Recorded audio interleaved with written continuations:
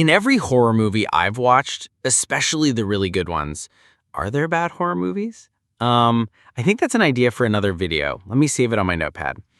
You see, really good horror movies always come with a message, a point in the movie where everything finally makes sense, an epiphany for the viewers, where it all comes together. I kind of hate loose ends, especially when the story had so much buildup. So today I have a couple of great horror movie scenes which had the best of that kind of moment. If it's your first time on this channel, welcome. To our loyal and awesome subscribers, love ya. Let's get into it.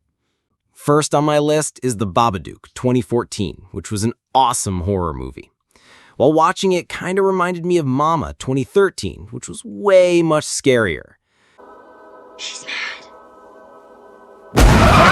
In the Babadook climax, where Amelia sees her dead husband, played by Ben Winspear, he speaks to her the same words he said right before the accident. At that moment, she realizes what is the Babadook. She has let her grief and not letting go of her late husband turn her into a monster. She stands up. She walks toward the thing that's been tormenting her. Her eyes aren't wide in terror anymore. She isn't begging it to stop. She's not even trying to fight it off. Instead, she speaks. You are nothing.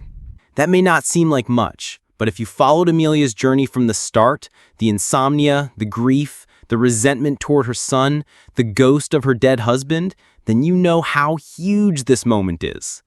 Because this isn't just a confrontation, it's a declaration. She's saying, I see you.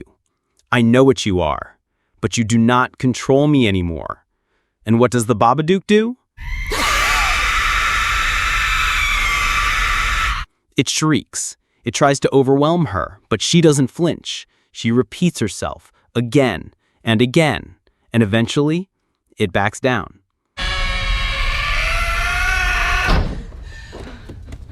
It retreats to the basement. Let me say that again. She doesn't kill it. She doesn't burn it or banish it like a typical movie monster. She acknowledges it. She puts it in its place. You are nothing. She feeds it, later, in the quiet. And maybe that's the part that hits the hardest. You don't destroy grief. You don't destroy trauma. You don't destroy depression. You learn to live with it. You stop letting it speak louder than you. You stop letting it raise your children. You stop letting it run your life. You face it, name it, and you say, You are nothing. You can stay down there, but you are not coming upstairs. It's a horror movie, yes, but it's also a lesson. And that's what makes this scene so powerful. Because on the surface, nothing happens. No climactic battle, no triumphant score, just a woman and her monster. Just a single moment of courage in the face of something unspeakable. This is what makes this movie great, and this scene solidifies that fact.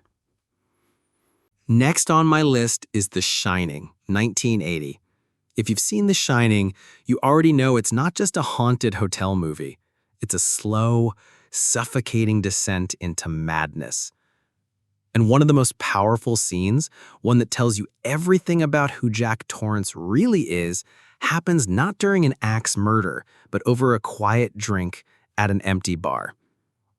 As Jack walks into the gold room, empty, hollow, echoes bouncing off the walls, he mutters to himself,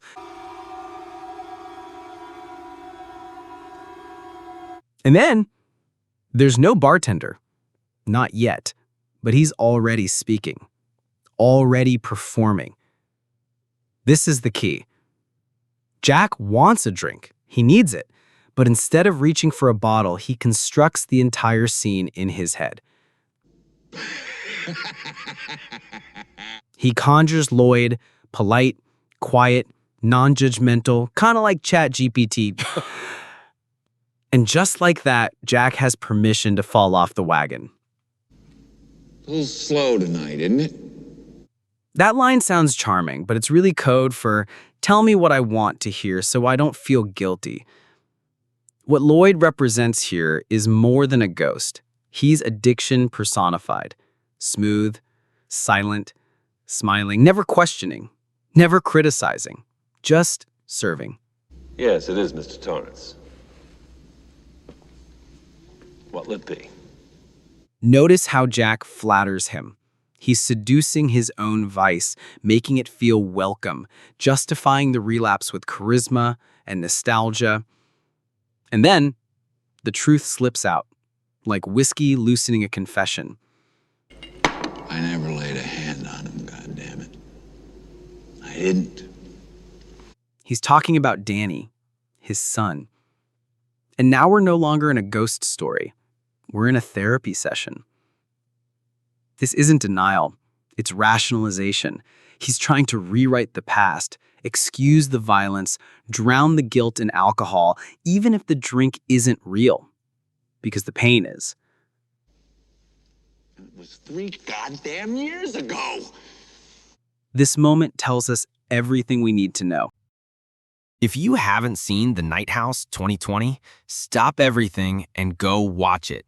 Because while it might look like a haunted house story, it's something far more devastating. It's about loss, about not knowing someone as deeply as you thought you did, and about the questions that linger long after they're gone. There's a moment in this film, quiet, eerie, absolutely heartbreaking. Beth, played with aching rawness by Rebecca Hall, is alone in the lake house her husband built for them. Only now, he's dead. A suicide. No note, no explanation, just silence. But the house doesn't feel empty. She begins to hear things, feel things. Doors open on their own. Her husband's voice, or something pretending to be it, whispers to her from the shadows. And then comes the scene. She's sitting in the dark, wine in hand, exhausted from grief and confusion, and she asks the question we all fear the answer to. Why did you leave me? And then a reply. But it's not her husband. It's something else. Something wearing his voice. And there it is. This entity, this void, this unspeakable thing. It tells her that her husband was trying to protect her, that he believed something dark was attached to her, and that the only way to stop it was to offer it someone else. This moment is more than just a ghost story twist. It's a metaphor. Beth is not just confronting a supernatural being. She's confronting the one thing worse than death, not knowing why. Which also helps us, the viewers, get that sweet closure we all needed. Chef's kiss. There is nothing.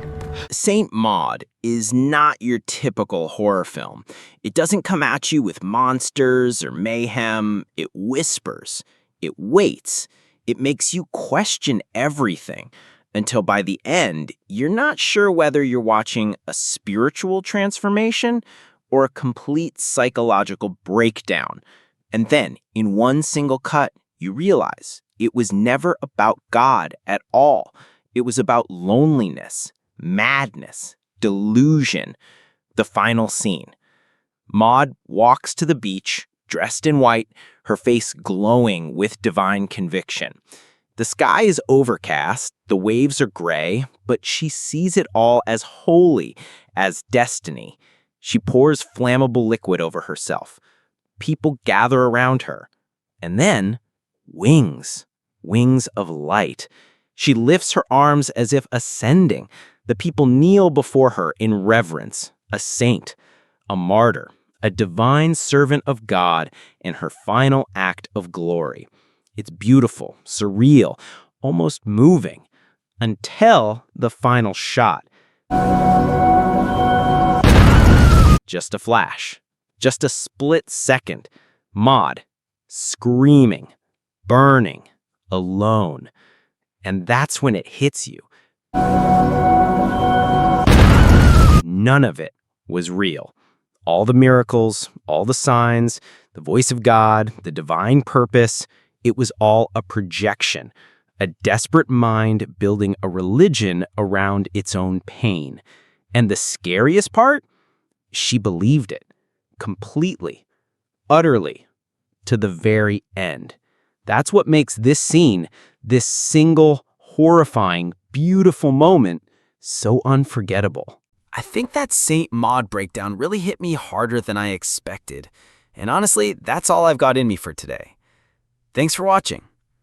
Let me know your thoughts in the comments, and if this scene stuck with you the way they did with me, or maybe even helped the whole movies click into place. Also, if you would like a second part to this video, hit me up in the comments. I'm out.